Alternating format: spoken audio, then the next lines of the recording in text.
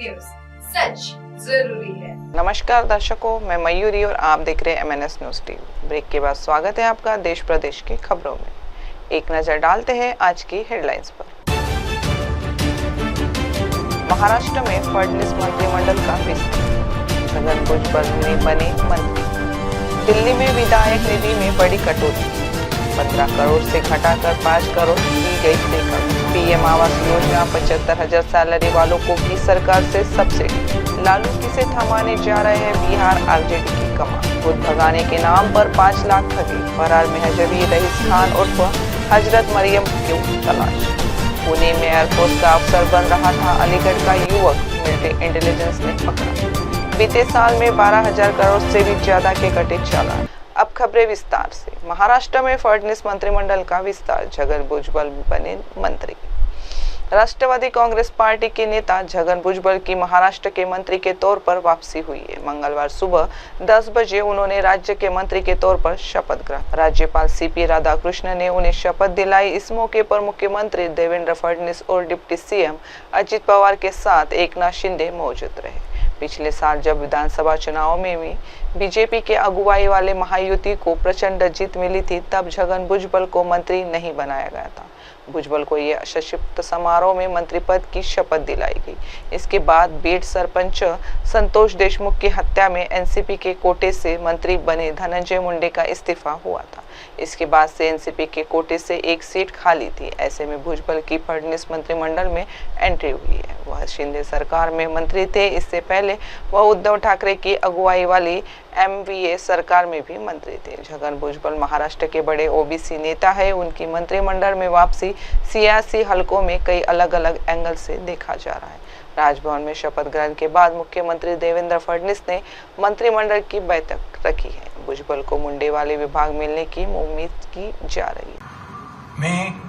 मैं छगन चंद्रकांत भुजबळ गांभीर्यपूर्वक प्रतिज्ञा करतो की कायद्याद्वारे स्थापित झाले आहे अशा भारताच्या संविधानाबद्दल मी खरी श्रद्धा व निष्ठा बाळगेन। मी भारताची सार्वभौमता व एकात्मता उन्नत राखेन। मी महाराष्ट्र राज्याचा मंत्री म्हणून माझी कामे निष्ठापूर्वक व सतसत विवेक बुद्धीने पार पाडेन आणि संविधान व कायदा यानुसार सर्व तऱ्हेच्या लोकांना मी निर्भयपणे व निपक्षपातीपणे तसेच कोणाच्याही विषयी ममत्व भाव किंवा आकस न बाळगता न्याय वागणूक देईल। मी छगन चंद्रकांत भुजबळ गांभीर्यपूर्वक प्रतिज्ञा करतो की महाराष्ट्र राज्याचा मंत्री म्हणून माझ्या विचारार्थ आणली जाईल किंवा मला ज्ञात होईल अशी कोणतीही बाब असा मंत्री म्हणून माझी कामे यथायोग्य पार पाडण्यासाठी आवश्यक असेल ते खेरीज करून एरवी मी कोणत्याही व्यक्तीला किंवा व्यक्तींना प्रत्यक्षपणे वा अप्रत्यक्षपणे कळवणार नाही किंवा त्यांच्याकडे उघड करणार नाही। अब बढ़ते अगली खबर की ओर। दिल्ली में विधायक निधि में बड़ी कटौती, 15 करोड़ से घटाकर 5 करोड़ की गई। रेखा गुप्ता सरकार का बड़ा फैसला। दिल्ली की रेखा गुप्ता के नेतृत्व वाली बीजेपी सरकार ने विधायकों की क्षेत्रीय विकास निधि में बड़ी कटौती की है। इस फैसले के तहत प्रत्येक विधायक को अपने क्षेत्र के विकास कार्यों के लिए मिलने वाली वार्षिक राशि को 15 करोड़ रुपए से घटाकर 5 करोड़ रुपए कर दिया गया है। इस कदम ने दिल्ली की सियासत में नया विवाद खड़ा कर दिया है। शहरी विकास विभाग के आदेश में कहा गया है कि कैबिनेट के निर्णय के अनुसरण में मलाड योजना के तहत निधियों का आवंटन वित्तीय वर्ष 2025-26 से प्रति विधानसभा क्षेत्र प्रति वर्ष 5 करोड़ रखा गया है। नोटिस में यह भी स्पष्ट किया गया है कि यह एक अनटाइड फंड होगा जिससे पूंजीगत प्रकृति के स्वीकृत कार्यों के साथ साथ बिना किसी सीमा के परिसंपत्तियों की मरम्मत और रखरखाव के लिए खर्च किया जा सकता है। न्यूज एजेंसी के अनुसार एक भाजपा विधायक ने बताया कि सरकार ने विधायक निधि के तहत कुल 350 करोड़ रुपए अलग रखे हैं, जो दिल्ली के 70 विधायकों के बीच 5 करोड़ रुपए प्रति विधायक के हिसाब से बांटे जाएंगे। सरकार ने इस कटौती के पीछे वित्तीय अनुशासन और संसाधनों के बेहतर उपयोग को कारण बताया है। विधायक स्थानीय क्षेत्र विकास निधि एक ऐसी योजना है जिसके तहत विधायकों को अपनी निर्वाचन क्षेत्र में बुनियादी ढांचे, सड़कों, स्कूलों और अन्य विकास कार्यों के लिए धन आवंटित किया जाता है। यह राशि विधायकों को स्थानीय स्तर पर जनता है जरूरतों को पूरा करने में मदद करती है। पहले ये राशि दिल्ली में 4 करोड़ रुपए थी, जिसे 2018 में बढ़ाकर 10 करोड़ और 2024 में 15 करोड़ रुपए किया गया। भाजपा सरकार ने इस कटौती के पीछे वित्तीय अनुशासन और संसाधनों के बेहतर उपयोग को कारण बताया है। सरकार का कहना है कि इस कदम से अनावश्यक खर्चों पर अंकुश लगेगा और विकास कार्यों को अधिक पारदर्शी ढंग से लागू किया जाएगा। हालांकि सरकार ने अभी तक ये स्पष्ट नहीं किया है कि इस कटौती से बचने वाली राशि का उपयोग कहाँ हो। 15 करोड़ से घटाकर 5 करोड़ की गई रेखा गुप्ता सरकार का बड़ा फैसला।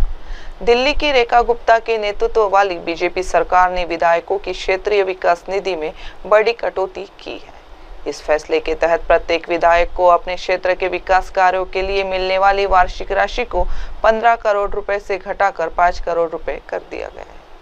इस कदम ने दिल्ली की सियासत में नया विवाद खड़ा कर दिया है। शहरी विकास विभाग के आदेश में कहा गया है कि कैबिनेट के निर्णय के अनुसरण में मलाड योजना के तहत निधियों का आवंटन वित्तीय वर्ष 2025-26 से प्रति विधानसभा क्षेत्र प्रति वर्ष 5 करोड़ रखा गया है। नोटिस में यह भी स्पष्ट किया गया है कि यह एक अनटाइड फंड होगा, जिससे पूंजीगत प्रकृति के स्वीकृत कार्यों के साथ साथ बिना किसी सीमा के परिसंपत्तियों की मरम्मत और रखरखाव के लिए खर्च किया जा सकता है। न्यूज एजेंसी के अनुसार एक भाजपा विधायक ने बताया कि सरकार ने विधायक निधि के तहत कुल 350 करोड़ रुपए अलग रखे हैं, जो दिल्ली के 70 विधायकों के बीच 5 करोड़ रुपए प्रति विधायक के हिसाब से बांटे जाएंगे। सरकार ने इस कटौती के पीछे वित्तीय अनुशासन और संसाधनों के बेहतर उपयोग को कारण बताया है। विधायक स्थानीय क्षेत्र विकास निधि एक ऐसी योजना है जिसके तहत विधायकों को अपनी निर्वाचन क्षेत्र में बुनियादी ढांचे, सड़कों, स्कूलों और अन्य विकास कार्यों के लिए धन आवंटित किया जाता है।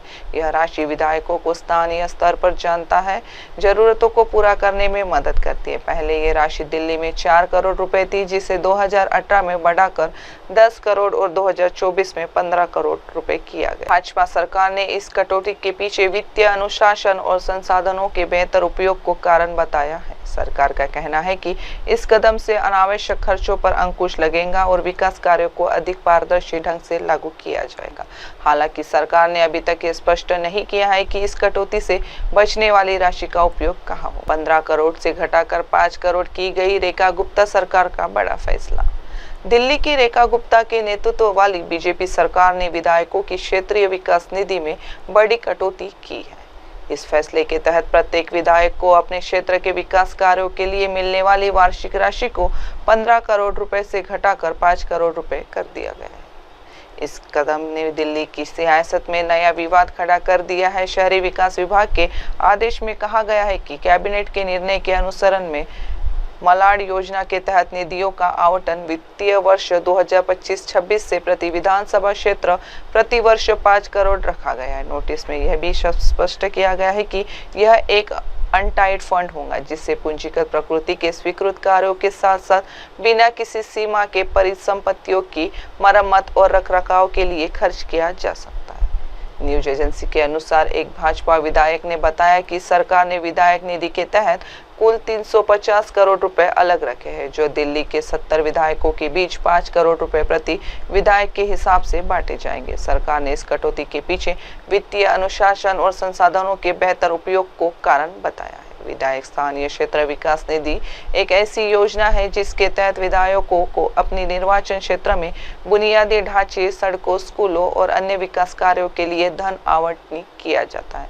यह राशि विधायकों को स्थानीय स्तर पर जनता है जरूरतों को पूरा करने में मदद करती है। पहले ये राशि दिल्ली में 4 करोड़ रुपए थी, जिसे 2018 में बढ़ाकर 10 करोड़ और 2024 में 15 करोड़ रुपए किया गया। भाजपा सरकार ने इस कटौती के पीछे वित्तीय अनुशासन और संसाधनों के बेहतर उपयोग को कारण बताया है। सरकार का कहना है कि इस कदम से अनावश्यक खर्चों पर अंकुश लगेगा और विकास कार्यों को अधिक पारदर्शी ढंग से लागू किया जाएगा।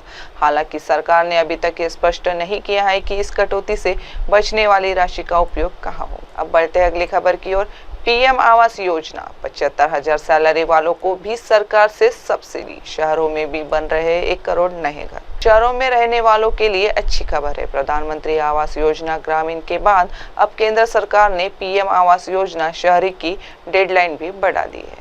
केंद्र सरकार ने 1 करोड़ नए घरों के लिए आवेदन लेने शुरू कर दिए हैं। केंद्र सरकार ने इस योजना को 31 मार्च 2022 तक रखा था। पीएम 2 के तहत सरकार का लक्ष्य शहरों में रहने वाले ज्यादा से ज्यादा जरूरतमंद लोगों को पक्का घर मुहैया कराना है। खास बात यह है कि इस योजना का लाभ गरीब मजदूर से लेकर मध्यम वर्ग के लोगों तक मिलेगा। मध्यम वर्ग के लोग अगर पहला घर खरीदते हैं तो पीएम आवास योजना शहरी 2 के तहत होम लोन के ब्याज से सरकार की ओर से सब्सिडी मिलती है। केंद्र सरकार ने 25 जून 2015 को प्रधानमंत्री आवास योजना शहरी को लॉन्च किया था। हाउसिंग फॉर ऑल मिशन के साथ शुरू हुई योजना का उद्देश्य शहरों में रहने वाले परिवारों को सस्ते घर मुहैया कराना था। इस योजना के तहत घर लेने पर सरकार की ओर से सब्सिडी दी जाती है।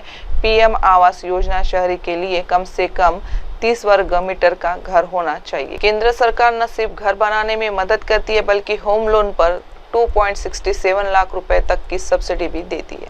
इसके अलावा किराए का घर मुहैया कराने में भी मदद की जाती है। पीएम आवास योजना शहरी के अंतर्गत EWS, LIG और MIG श्रेणी में आने वाले उन लोगों को भी लाभ दिया जाता है जिनके पास पक्का मकान नहीं है।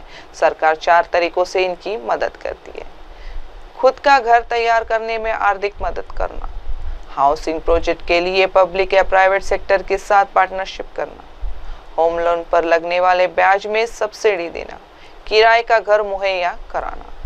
आइए जानते हैं पीएम आवास योजना के फायदे क्या है। EWS कैटेगरी में आने वाले परिवारों को घर बनाने के लिए 2.5 लाख रुपए की मदद। ऐसे प्रोजेक्ट जहां 35% घर EWS कैटेगरी के लिए है और 250 से ज्यादा घर है, वहां प्रति घर 2.5 लाख रुपए की मदद। होम लोन पर लगने वाले ब्याज में सब्सिडी। EWS, LIG, MIG परिवारों को 3 से 6.5% तक ब्याज में सब्सिडी। पीएम आवास योजना शहरी में अनुसूचित जाति, अनुसूचित जनजाति, अल्पसंख्यकों के सिंगल, महिलाओं, विधवाओं, दिव्यांगनों, वरिष्ठ नागरिकों, ट्रांसजेंडर को इस योजना के तहत आवेदन करने पर प्राथमिकता दी जाएगी। इसके अलावा पीएम स्वनिधि योजना के तहत चुने गए स्ट्रीट वेंडर्स, सफाई कर्मियों और पीएम विश्वकर्मा के तहत रजिस्टर्ड कारीगरों पर भी फोकस किया जा रहा है। शहरों में रहने वालों के लिए अच्छी खबर है। प्रधानमंत्री आवास योजना ग्रामीण के बाद अब केंद्र सरकार ने पीएम आवास योजना शहरी की डेडलाइन भी बढ़ा दी है। केंद्र सरकार ने 1 करोड़ नए घरों के लिए आवेदन लेने शुरू कर दिए हैं। केंद्र सरकार ने इस योजना को 31 मार्च 2022 तक रखा था। पीएम 2 के तहत सरकार का लक्ष्य शहरों में रहने वाले ज्यादा से ज्यादा जरूरतमंद लोगों को पक्का घर मुहैया कराना है। खास बात यह है कि इस योजना का लाभ गरीब मजदूर से लेकर मध्यम वर्ग के लोगों तक मिलेगा। मध्यम वर्ग के लोग अगर पहला घर खरीदते हैं तो पीएम आवास योजना शहरी 2 के तहत होम लोन के ब्याज से सरकार की ओर से सब्सिडी मिलती है। केंद्र सरकार ने 25 जून 2015 को प्रधानमंत्री आवास योजना शहरी को लॉन्च किया था। हाउसिंग फॉर ऑल मिशन के साथ शुरू हुई योजना का उद्देश्य शहरों में रहने वाले परिवारों को सस्ते घर मुहैया कराना था। इस योजना के तहत घर लेने पर सरकार की ओर से सब्सिडी दी जाती है। पीएम आवास योजना शहरी के लिए कम से कम 30 वर्ग मीटर का घर होना चाहिए। केंद्र सरकार न सिर्फ घर बनाने में मदद करती है बल्कि होम लोन पर 2.67 लाख रुपए तक की सब्सिडी भी देती है। इसके अलावा किराए का घर मुहैया कराने में भी मदद की जाती है। पीएम आवास योजना शहरी के अंतर्गत EWS, LIG और MIG श्रेणी में आने वाले उन लोगों को भी लाभ दिया जाता है जिनके पास पक्का मकान नहीं है। सरकार 4 तरीकों से इनकी मदद करती है। खुद का घर तैयार करने में आर्थिक मदद करना, हाउसिंग प्रोजेक्ट के लिए पब्लिक या प्राइवेट सेक्टर के साथ पार्टनरशिप करना, होम लोन पर लगने वाले ब्याज में सब्सिडी देना, किराए का घर मुहैया कराना। आइए जानते हैं पीएम आवास योजना के फायदे क्या है। EWS कैटेगरी में आने वाले परिवारों को घर बनाने के लिए 2.5 लाख रुपए की मदद। ऐसे प्रोजेक्ट जहां 35% घर EWS कैटेगरी के लिए है और 250 से ज़्यादा घर है, वहां प्रति घर 2.5 लाख रुपए की मदद। होम लोन पर लगने वाले ब्याज में सब्सिडी। EWS, LIG, MIG परिवारों को 3 से 6.5% तक ब्याज में सब्सिडी। PM आवास योजना शहरी में अनुसूचित जाति, अनुसूचित जनजाति, अल्पसंख्यकों के सिंगल महिलाओं, विधवाओं, दिव्यांगनों, वरिष्ठ नागरिकों, ट्रांसजेंडर को इस योजना के तहत आवेदन करने पर प्राथमिकता दी जाएगी। इसके अलावा PM स्वनिधि योजना के तहत चुने गए स्ट्रीट वेंडर, सफाई कर्मियों और PM विश्वकर्मा के तहत रजिस्टर्ड कारीगरों पर भी फोकस किया जा रहा है। शहरों में रहने वालों के लिए अच्छी खबर है। प्रधानमंत्री आवास योजना ग्रामीण के बाद अब केंद्र सरकार ने PM आवास योजना शहरी की डेडलाइन भी बढ़ा दी है। केंद्र सरकार ने 1 करोड़ नए घरों के लिए आवेदन लेने शुरू कर दिए हैं। केंद्र सरकार ने इस योजना को 31 मार्च 2022 तक रखा था। PM 2 के तहत सरकार का लक्ष्य शहरों में रहने वाले ज़्यादा से ज़्यादा जरूरतमंद लोगों को पक्का घर मुहैया कराना है। खास बात यह है कि इस योजना का लाभ गरीब मजदूर से लेकर मध्यम वर्ग के लोगों तक मिलेगा। मध्यम वर्ग के लोग अगर पहला घर खरीदते हैं तो PM आवास योजना शहरी 2 के तहत होम लोन के ब्याज से सरकार की ओर से सब्सिडी मिलती है। केंद्र सरकार ने 25 जून 2015 को प्रधानमंत्री आवास योजना शहरी को लॉन्च किया था। हाउसिंग फॉर ऑल मिशन के साथ शुरू हुई योजना का उद्देश्य शहरों में रहने वाले परिवारों को सस्ते घर मुहैया कराना था। इस योजना के तहत घर लेने पर सरकार की ओर से सब्सिडी दी जाती है।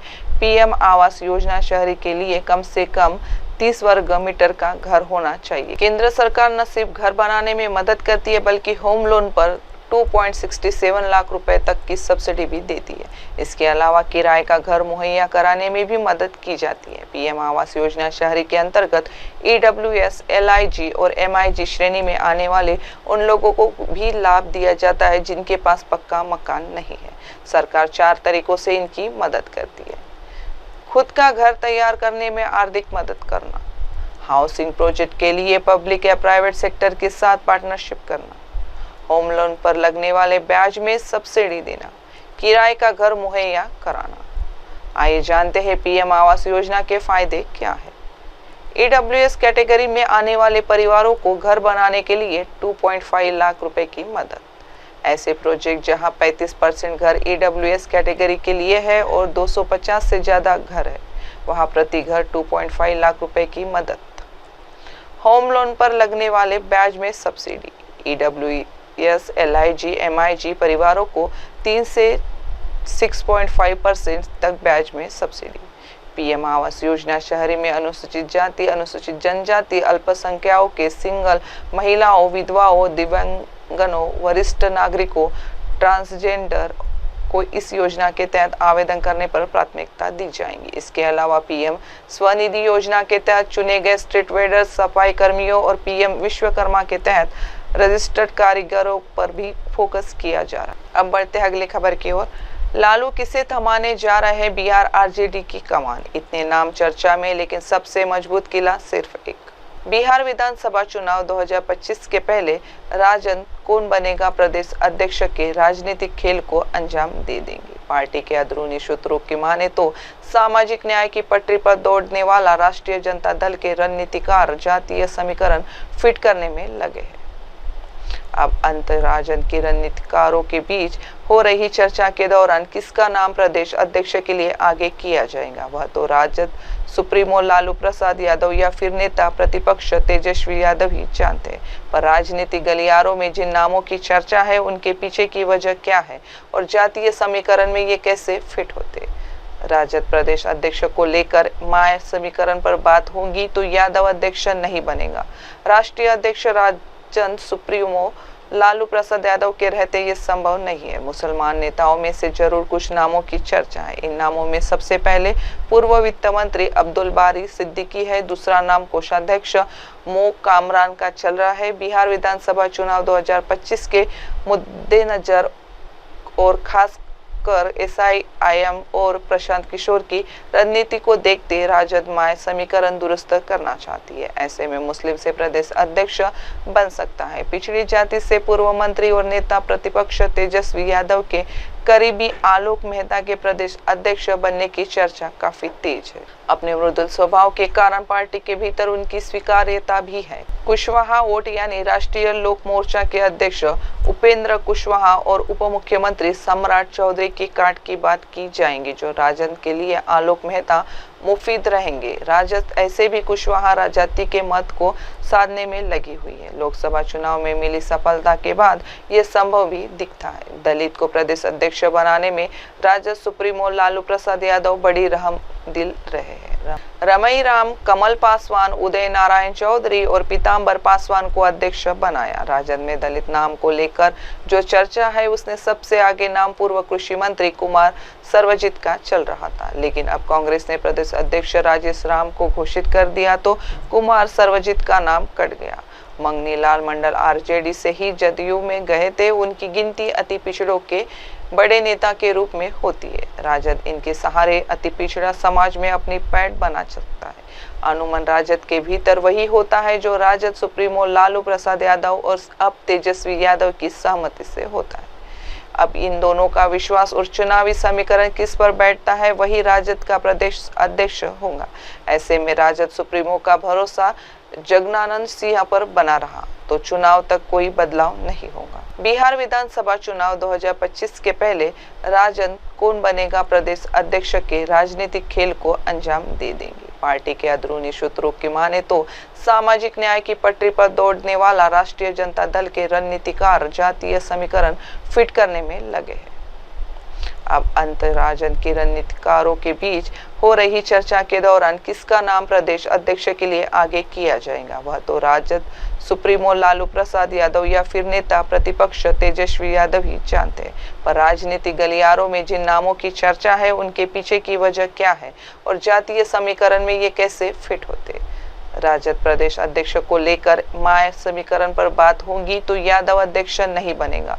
राष्ट्रीय अध्यक्ष राजद सुप्रीमो लालू प्रसाद यादव के रहते ये संभव नहीं है। मुसलमान नेताओं में से जरूर कुछ नामों की चर्चा है। इन नामों में सबसे पहले पूर्व वित्त मंत्री अब्दुल बारी सिद्दीकी है। दूसरा नाम कोषाध्यक्ष मो कामरान का चल रहा है। बिहार विधानसभा चुनाव 2025 के मद्देनजर और खास कर SIIM और प्रशांत किशोर की रणनीति को देखते राजद माय समीकरण दुरुस्त करना चाहती है। ऐसे में मुस्लिम से प्रदेश अध्यक्ष बन सकता है। पिछड़ी जाति से पूर्व मंत्री और नेता प्रतिपक्ष तेजस्वी यादव के करीबी आलोक मेहता के प्रदेश अध्यक्ष बनने की चर्चा काफी तेज है। अपने मृदुल स्वभाव के कारण पार्टी के भीतर उनकी स्वीकार्यता भी है। कुशवाहा वोट यानी राष्ट्रीय लोक मोर्चा के अध्यक्ष उपेंद्र कुशवाहा और उप मुख्यमंत्री सम्राट चौधरी की काट की बात की जाएंगी, जो राजद के लिए आलोक मेहता मुफीद रहेंगे। राजद ऐसे भी कुशवाहा जाति के मत को साधने में लगी हुई है। लोकसभा चुनाव में मिली सफलता के बाद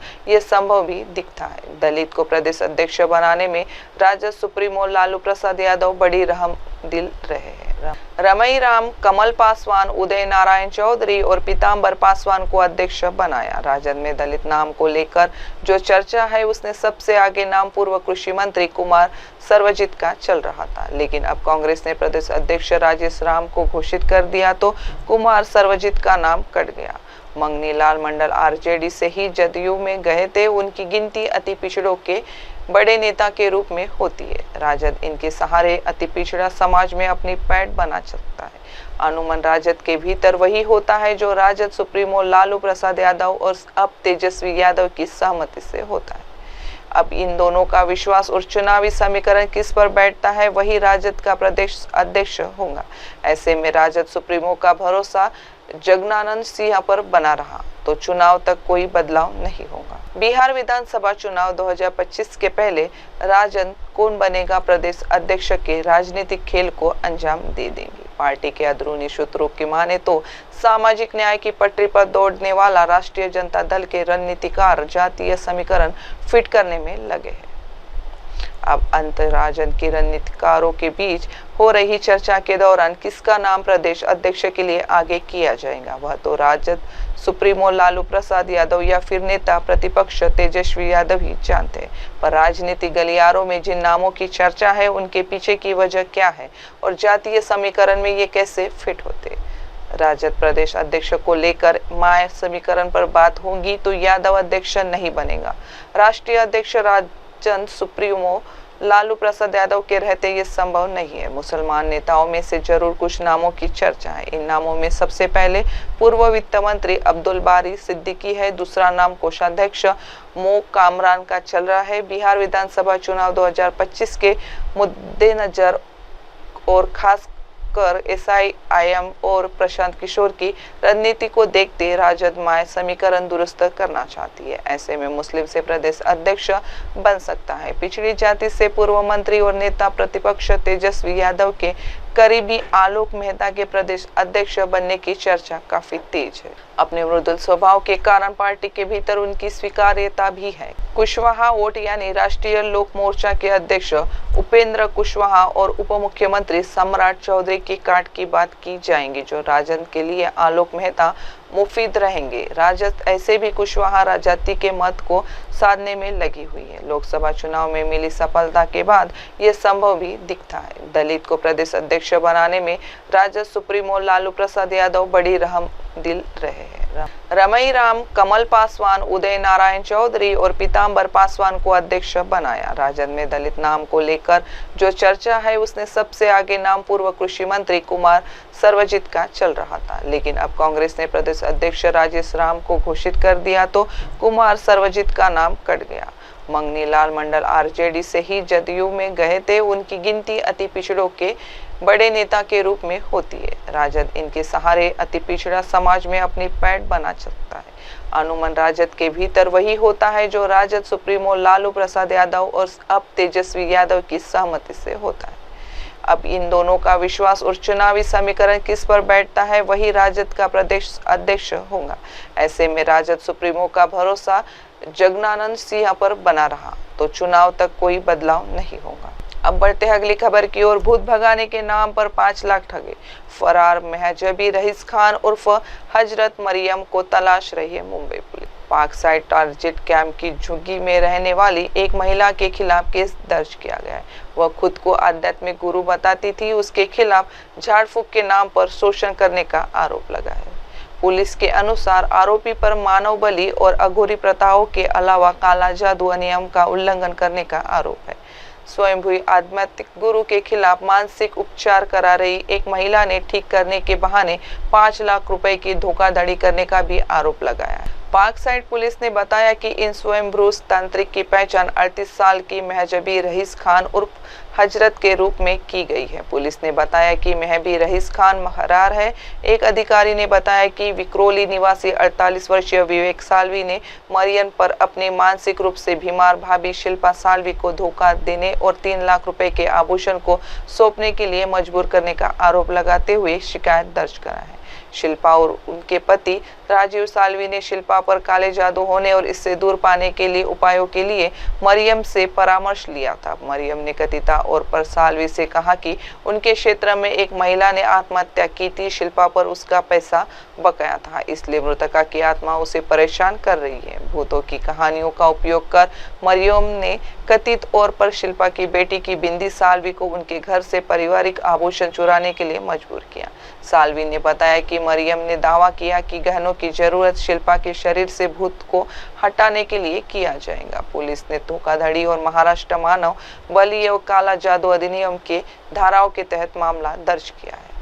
पाक साइड टारगेट कैंप की झुग्गी में रहने वाली एक महिला के खिलाफ केस दर्ज किया गया है। वह खुद को आध्यात्मिक गुरु बताती थी। उसके खिलाफ झाड़ फूक के नाम पर शोषण करने का आरोप लगा है। पुलिस के अनुसार आरोपी पर मानव बलि और अघोरी प्रथाओं के अलावा काला जादू अधिनियम का उल्लंघन करने का आरोप है। स्वयंभू आध्यात्मिक गुरु के खिलाफ मानसिक उपचार करा रही एक महिला ने ठीक करने के बहाने 5 लाख रुपए की धोखाधड़ी करने का भी आरोप लगाया है। पाक साइड पुलिस ने बताया कि इन स्वयंभू तांत्रिक की पहचान 38 साल की महजबी रईस खान उर्फ हजरत के रूप में की गई है। पुलिस ने बताया कि महबी रईस खान फरार है।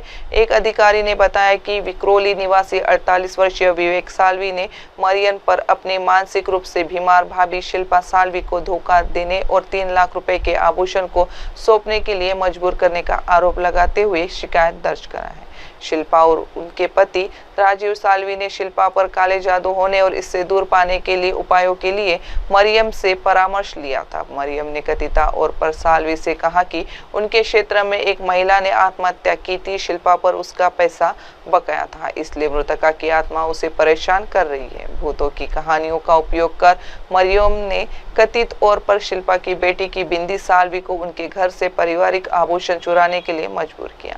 साल्वी ने बताया कि मरियम ने दावा किया कि गहनों की जरूरत शिल्पा के शरीर से भूत को हटाने के लिए किया जाएगा। पुलिस ने धोखाधड़ी और महाराष्ट्र मानव बलि एवं काला जादू अधिनियम के धाराओं के तहत मामला दर्ज किया है।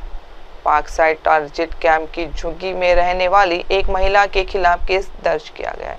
वह खुद को आध्यात्मिक गुरु बताती थी। उसके खिलाफ झाड़ फूक के नाम पर शोषण करने का आरोप लगा है।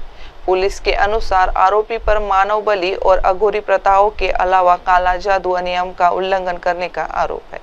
स्वयंभू आध्यात्मिक गुरु के खिलाफ मानसिक उपचार करा रही एक महिला ने ठीक करने के बहाने 5 लाख रुपए की धोखाधड़ी करने का भी आरोप लगाया है। पाक साइड पुलिस ने बताया कि इन स्वयंभू तांत्रिक की पहचान 38 साल की महजबी रईस खान उर्फ हजरत के रूप में की गई है। पुलिस ने बताया कि महबी रईस खान फरार है।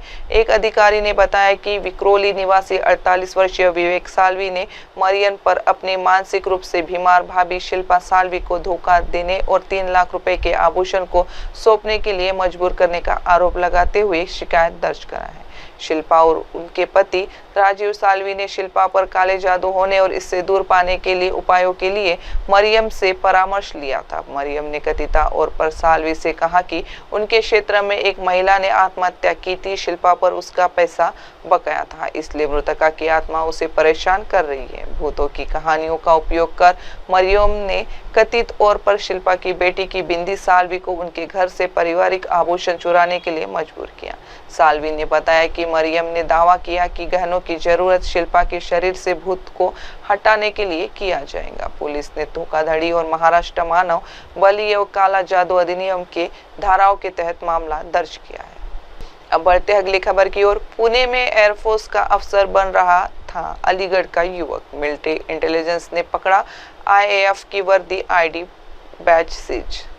महाराष्ट्र से एक बड़ी खबर है। पुणे में एक युवक को गिरफ्तार किया गया। वह गिरफ्तारी सेना की इंटेलिजेंस टीम और पुलिस ने मिलकर की। पुलिस के अनुसार गिरफ्तार किए गए आदमी का नाम गौरव कुमार है। वह पुणे में इंडियन एयरफोर्स का जवान बनकर रह रहा था। उसे खाराडी पुलिस स्टेशन की टीम ने पकड़ा। सेना की इंटेलिजेंस टीम को गौरव पर शक था, इसलिए पुलिस और इंटेलिजेंस ने मिलकर उसे पकड़ने का प्लान बनाया।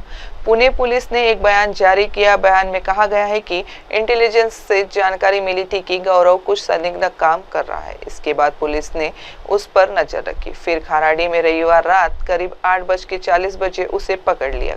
पुलिस अधिकारी ने बताया कि गौरव के पास से कुछ चीजें मिली है। ये चीजें उसे एयरफोर्स का आदमी दिखाने के लिए इस्तेमाल की जा रही थी।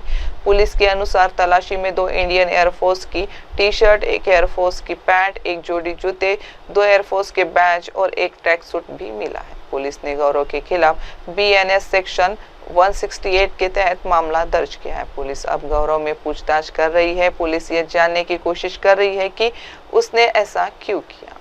पुलिस ये भी पता लगा रही है कि क्या इससे देश की सुरक्षा को कोई खतरा है। गौरव कुमार नाम का एक आदमी खुद को इंडियन एयरफोर्स का अफसर बताकर लड़कियों को बेवकूफ बना रहा था। पुलिस सूत्रों के अनुसार गौरव कुमार अक्सर वर्दी पहनता था। वह लड़कियों और महिलाओं को बताता था कि वह एयरफोर्स का अफसर है।